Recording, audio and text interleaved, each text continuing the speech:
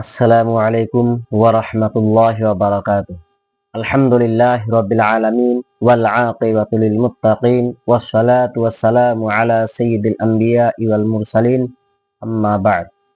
সম্মানিত ভিউয়ার্স ও দিনী ভাই বোনেরা, আপনারা দেখছেন জিন জাদু চিকিৎসক চ্যানেল থেকে। যারা আমার এই চ্যানেল নতুন, অবশ্যই চ্যানেলটিকে সাবস্ক্রাইব করে রাখবেন, কারণ প্রতিদিন আপনাদের জন্য নতুন নতুন একটি করে ভিডিও নিয়ে আসা হয়।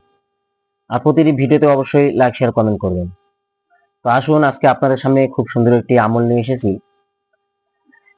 আমরা হায়াতে জিন্দেগিতে বিভিন্ন রকম আশা এবং তামান্না করে থাকি, এবং বিভিন্ন জিনিসের আশা এবং তামান্না করে থাকি। যদি এই জিনিসটা হতো, যদি আমার এই কাজটা হইতো, বা আল্লাহ যদি আমার এই কাজ এরকম ভাবে করে দিতেন। তো মানুষের জীবনে বিভিন্ন রকম আশা এবং আকাঙ্ক্ষা করে থাকেন। অনেকে আবার সেই জিনিসগুলো অর্জন করেন, আবার অনেকে এই জিনিসগুলো অর্জন করতে পারেন না। তো আল্লাহর কাছে অনেক দোয়া এবং অনেক কান্নাকাটি করেন। অনেকেই বিভিন্ন রকম দোয়া এবং বিভিন্ন রকম ইসিমের উপর আমল করে আল্লাহর কাছে দোয়া করেন। অনেকের দোয়া আল্লাহ তাআলা কবুল করে, তার ফল আল্লাহ তাআলা দেখিয়ে দেন দুনিয়ার জিন্দেগিতে। আবার কারো দোয়া দুনিয়াতে তার ফল না দেখিয়ে তার জন্য আখিরাতে রেখে দেন। একটা কথা মনে রাখবেন যে মুমিনের দোয়া কখনো আল্লাহ তাআলা রদ করেন না। আল্লাহ তাআলা মুমিনের কোনো দোয়াকে ঘুরে দেন না, দোয়া আল্লাহ তাআলা কবুল করে নেন। মুমিন যত দোয়া করে, যতগুলি ভালো দোয়া করেন, আল্লাহ তাআলা সব ভালো দোয়াকেই কবুল করে নেন। কিন্তু কবুল করার মধ্যে ভাগ রয়েছে। আল্লাহ তাআলা কবুল কতগুলো দোয়া এরকম ভাবে করেন যে বান্দা যে বিষয় নিয়ে দোয়া চেয়েছেন, আল্লাহ তাআলা তাকে সেই বিষয়টি দিয়ে দিয়েছেন। এটা একটা কবুল। দ্বিতীয়ত কবুল হচ্ছে যে আল্লাহ তাআলা ওই দোয়ার বদলে, উনি যে দোয়া চেয়েছেন, উনি দোয়ার বদলে আল্লাহ তাআলা তার কোনো বালা মুসিবত বা তার কোনো বিপদ আপদকে আল্লাহ তাআলা দূর করে দেন। মনে আগামীতে আপনার কোনো বিপদ আসবে, আল্লাহ তাআলা সেই বিপদকে আল্লাহ তাআলা দূর করে দিবেন এই দোয়ার বরকতে।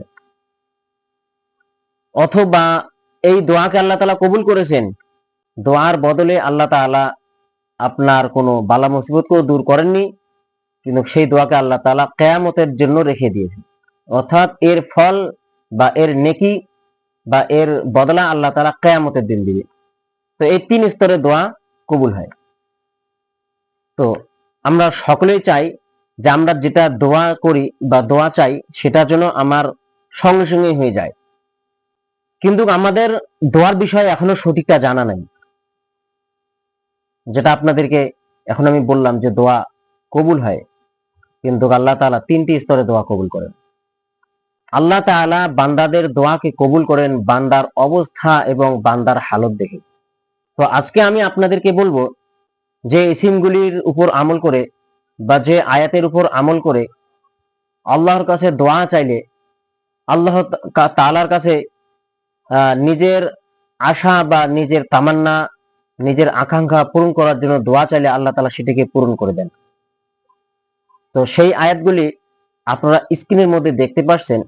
আমি আপনাদেরকে এই আয়াতগুলি পড়ে শোনাচ্ছি। বিসমিল্লাহির রহমানির রহিম।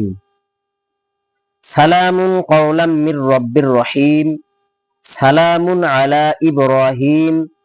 সালামুন আলা ইলিয়াসিন। সালামুন আলা নূহিন ফিল আলামিন। সালামুন আলাইকুম তিবতুম ফাদখুলুহা খালিদিন।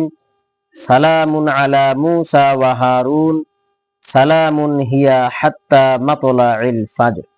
তো আমরা কি করব, এই আয়াতগুলি মুখস্থ করে নেব এবং এই আয়াতগুলি আমরা দোয়া করার পূর্বে পড়ব এবং তারপর আল্লাহর কাছে দোয়া করব।